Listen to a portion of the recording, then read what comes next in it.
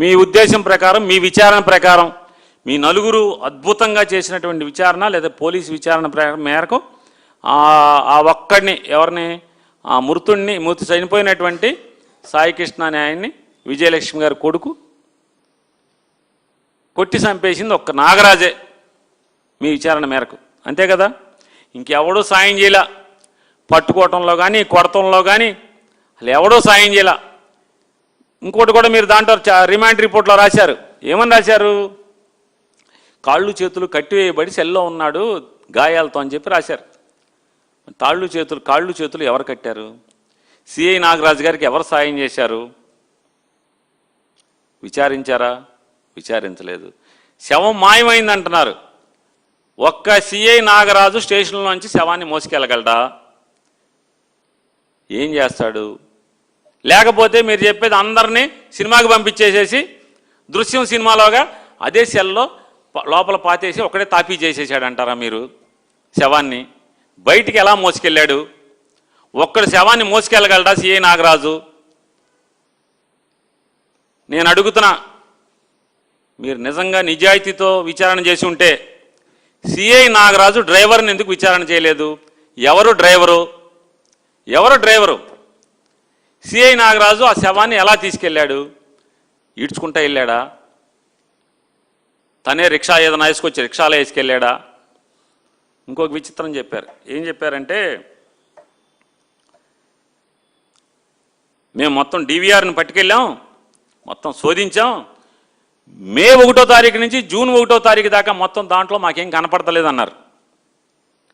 మే 1వ తారీఖు నుంచి జూన్ 1వ తారీఖు దాకా ఏం కనపడపోతే బాధ్యత ఎవరిది? సరే వదిలేద్దాం సార్, పోనండి మీ పోలీసులు కాబట్టి, సరే నెక్స్ట్ ఆటికి వస్తా. స్టేషన్లో సీసీ ఫుటేజ్ మాయమైంది. శవం బయటికి వెళ్ళాలంటే స్టేషన్ నుంచి చుట్టుపక్కల 4 వైపులా లేకపోతే 6 వైపులా నలుదిక్కులా 2 కిలోమీటర్ల మేర ఎన్ని సీసీటీవీలు ఉన్నాయో అన్నీ మీరు సేకరించారా? ఎందుకు సేకరించలేదు? ఆ విషయాన్ని దీంట్లో రిమాండ్ రిపోర్ట్లో మీ విచారణ చేసినట్టుగా ఎందుకు చెప్పలేదు? కృష్ణలంక పోలీస్ స్టేషన్ చుట్టుపక్కల 2 కిలోమీటర్ల మేర ఈ శవాన్ని ఎటు తీసుకెళ్లాడు అనే విషయాన్ని మీరు పరిశోధించడం కోసం మరి విచారణ అదే కదా చేయాల్సింది. హోంగార్డ్ అయినా చెప్తాడు కదా, ఆఖరికి పోలీస్ స్టేషన్ బయట పల్లీలు అమ్ముకునేవాడైనా చెప్తాడు కదా ఈ మాట. ఏమండి, స్టేషన్లో ఫుటేజ్ పోతే మొత్తం దారెంపట చుట్టుపక్కల మొత్తం సీసీ ఫుటేజ్ తీయచ్చు సార్, తీస్తే ఏదో ఒకటి దొరుకుతుంది సార్, ఈ శవాన్ని పట్టుకెళ్ళాలి కదా సార్. శవాన్ని బయటికి పట్టుకెళ్ళలేదంటే ఏమవ్వాలి? అందరినీ సినిమాకి పంపించి నాగరాజు ఒక్కడే స్టేషన్లో ఉండి తనే సెల్ తవ్వేసి లోపల దృశ్యం సినిమాలాగా శవాన్ని లోపల పాతేసేసి సిమెంట్ చేసేసి ఉండాలి. కొన్ని సెల్ పరిశీలించారా? ఏమన్నా కొత్తగా ప్లాస్టరింగ్ చేసి ఉందేమో పరిశీలించారా? చేసినట్టుగా మీరు ఎక్కడ రాయలేదు కదా విచారణలో. మరి సీసీటీవీ ఫుటేజీలు కూడా మీరు పరిశీలించినట్టుగా చెప్పలేదు కదా. సరే చెప్పలేదు. ఇంకోటి కూడా చెప్తాను, ఇంకోటి కూడా అడుగుతున్నాను. మే 6వ తారీఖు నుంచి ఆ తల్లి ఏడ్చి తిరగని తలుపులేదు పోలీస్ స్టేషన్కి, సిపికి, డీసీపీకి, ఏసీపీకి అందరి దగ్గరికి తిరుగుతూనే ఉంది, ఏడుస్తా తిరుగుతుంది. నిజంగా ఆడు ఎవడన్నామని, రౌడీ షీట్లమని, మీ ఉద్దేశంలో ఆడి కిరాత కూడా అవని, ఏదన్నామని, తల్లి కొడుకు కదా. మరి నక్సలైట్లని కాల్ చేస్తున్నారు, మన హిట్మాని కాల్ చేశారు. మీరు శవాన్ని ఎందుకు అప్పు చెప్పారు? ఆ తల్లికి ఎందుకు అప్పు చెప్పారు సార్? పోలీసులు విజయవాడ పోలీసులే అనుకుంటగా, ఆంధ్ర రాష్ట్ర పోలీసులేగా. అక్కడికి తీసుకెళ్ళి మరి హిట్మాన్ అప్పు చెప్పారు కదా.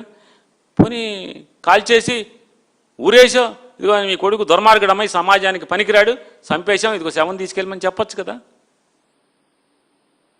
చెప్పలేదు కదా. సిపి గారు ఏది పట్టించుకోవట్లా, ఏది టాస్క్ ఫోర్సు ఏం జరుగుతుందో పట్టించుకోవట్లా. ఎందుకంటే అవర్లీ మానిటర్ చేయాలి టాస్క్ ఫోర్స్ని ఆయన. ఎందుకని? డైరెక్ట్ బాస్ ఆయన ఆదేశం లేకుండా టాస్క్ ఫోర్స్లో హోంగార్డు కూడా ఉద్యోగం చేయడానికి వీల్లేదు. టాస్క్ ఫోర్స్ మాన్యువల్ అది. మరి సిపికి తెలవకుండా టాస్క్ ఫోర్సు తీసుకొచ్చి అప్పచెప్పింది కూడా తెలియదు అంటున్నారు సిపి గారికి. ఏమీ తెలియదు అంటారు. రోజు డైలీ సిచ్యువేషనల్ రిపోర్టు అంటే డిఎస్ఆర్ వినరు. డిఎస్ఆర్ తెలియదు అసలు ఆయనకి.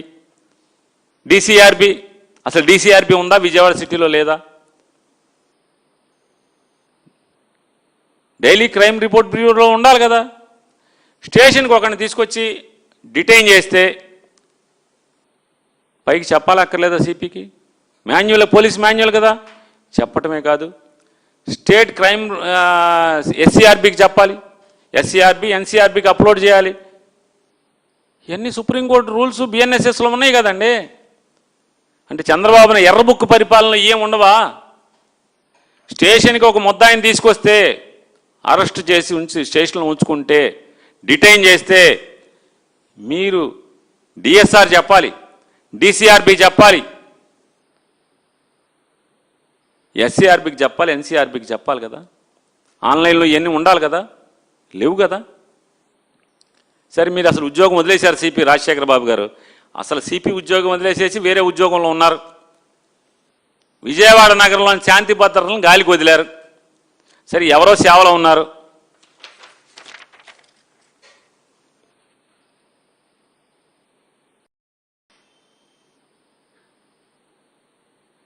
పెద్దగా చూపించారా? ఇదేంటి తెలుసా అండి?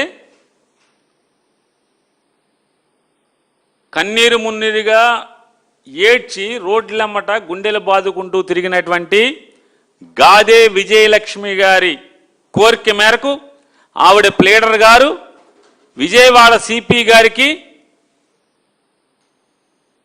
అల్లాడుతూ ఇచ్చినటువంటి కంప్లైంట్. ఈ కంప్లైంట్ ఇది ఏమని కంప్లైంట్ ఇచ్చింది ఆవిడ? ఎన్నో తారీఖు 28 మే సాయంత్రం 7:30కి ఇచ్చారు. 28 మే సాయంత్రం 7:30కి విజయవాడ సిపి గారికి ఫిర్యాదు ఇచ్చారు. అయ్యా, నా కొడుకుని కృష్ణలంక పోలీసులు ఎత్తుకెళ్లారు. మీరు గనక తక్షణమే గనక స్పందించకపోతే నా కొడుకుని స్టేషన్లో ఈ పాటికి చంపేస్తారు. ఇంగ్లీష్లో ఏం చెప్పారంటే ఎక్స్పెక్టెడ్ కస్టోడియల్ డెత్. చూడండి సార్, సిపి గారు, రాజశేఖర బాబు గారు, ఒక తల్లి వేదన మీకు నివేదించుకుంది. మే 28వ తారీఖున, మే 28 సాయంత్రం 7:20 7:30 గంటలకి ఏమని ఏడ్చింది ఆవిడ? అయ్యా, నువ్వు కాపాడి నా కొడుకుని, కృష్ణలంక పోలీసులు నా కొడుకుని చంపేస్తారు, తొందరగా నువ్వు స్పందించు. Requires yours urgent involvement. Requires yours urgent involvement అంటే ఏంటి? తక్షణం మీరు కనుక స్పందించి దీనిలో దూరకపోతే నా కొడుకుని చంపేస్తారు, ప్రాణాలతో ఉండడు అని చెప్పని మే 28వ తారీఖు మీకు పెట్టుకుంది. బాధ్యత కలిగినటువంటి విజయవాడ నగర పోలీస్ కమిషనర్గా మీరేం చేయాలి? మీరు పోలీస్ స్టేషన్ ఇన్స్పెక్ట్ చేశారా? 28 రాత్రి వెంటనే వెళ్ళిపోవాలి కదా. మీరు వెళ్ళారా? 29 వెళ్ళారా? 30 వెళ్ళారా? మీ డీసీపీని ఏమన్నా పిలిపించుకున్నారా? ఏసీపీని పిలిపించుకున్నారా? స్టేషన్కి వెళ్ళి ఏసీపీని డీసీపీని పిలిపించి విచారణ చేశారా? సెల్ మొత్తం స్టేషన్ అంతా పరిశీలించారా?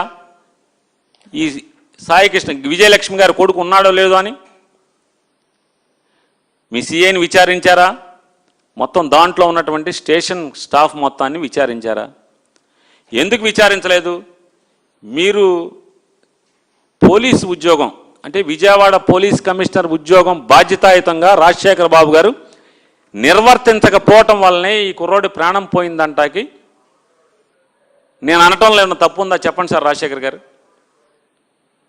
ధర్మంగా మాట్లాడుకుందాం, చెప్పండి. మీరు నిర్వర్తించలేదు కదా. రోజు డిఎస్ఆర్ మీరు మెయింటైన్ చేయలేదు అంటే డైలీ సిచ్యువేషన్ రిపోర్ట్ మీరు తీసుకోలేదు పోలీసుల దగ్గర నుంచి, ఏ స్టేషన్ నుంచి తీసుకుంటే మీకు చెప్పాలి కదా. మీ ఏసీపీలు బాధ్యతాయుతంగా ప్రవర్తించట్లేదు. ఏసీపీ స్టేషన్కి వెళ్తలేదు, కనీసం ఏం జరుగుతుందో తీసుకోవట్లేదు కదా.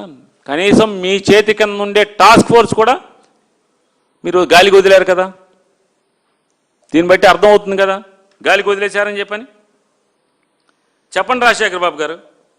ఇంకా అన్యాయం ఏంటంటే మీరు ఆవిడ తల్లి పిటిషన్ పెట్టి ఏడుస్తా మీకు పిటిషన్ పెట్టుకుంటే గాలికి వదిలేశాక కూడా 2వ తారీఖున వీళ్ళు ఏం చేశారంటే హైకోర్టుకి హెబియస్ కార్పస్ పిటిషన్ మూవ్ చేశారు జూన్ 2వ తారీఖున.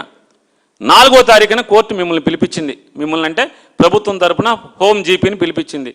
పిలిచి అరే బాబు అర్జెంటుగా తప్పు ఇట్లాంటివి చేయబాకండి, కింద కోర్టులో కానీ నా కోర్టులో కానీ తక్షణమే మీరు ప్రొడ్యూస్ చేయండి అని చెప్పింది. అయిపోయింది. అయినా మీరు ప్రొడ్యూస్ చేయలేదు. కనీసం మేము తీసుకొచ్చాం, అరెస్ట్ చేసి తీసుకొచ్చాం. మార్కాపురంలో అరెస్ట్ చేసి తీసుకొచ్చారు కదా. అరెస్ట్ చేసి తీసుకొచ్చి పోలీస్ స్టేషన్లో పెట్టారు కదా.